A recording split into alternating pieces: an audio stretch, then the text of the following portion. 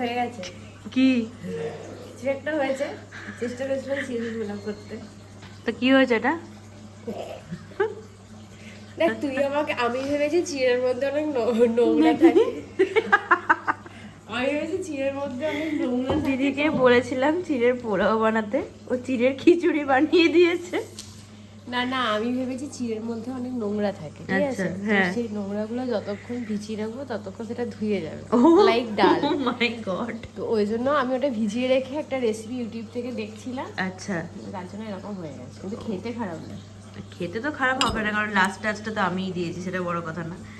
বড় কথা হচ্ছে চিড়ের পোলাও হয়ে গেছে, চিড়ের খিচুড়ি খেতে ভালো হয়েছে। যাই হোক, নিউ রেসিপি। তোমরা যদি রেসিপি চাও আমাকে জানাও, আমি খুব তাড়াতাড়ি তো ইউটিউবে। যখন বাচ্চা হবে আমাকে খাওয়াবো।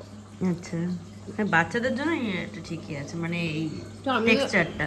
তো আমি তো তোকে বাচ্চাই ভাবি না, ও আচ্ছা আচ্ছা। তাই জন্যই তো বলছি। তো খুব তাড়াতাড়ি আমি এটার রেসিপিটা পোস্ট করতে চলেছি, সবাই দেখবে, দেখে বানাবে, আশা করছি ভালোই হবে। ওকে বলেছিলাম কালো সর্ষে দিতে ফোড়নে, ও দিয়েছে কালো জিরে। আর তো ফাইনাল রেজাল্ট ইজ হিয়ার।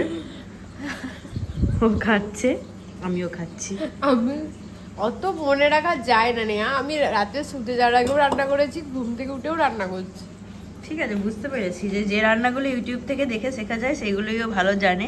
চিড়ের পোলাওটাও সম্ভবত শিখতে পারেনি, বা ওর ইউটিউবে হয়তো সেটা রেসিপি আসে না, যার জন্য এই অবস্থা।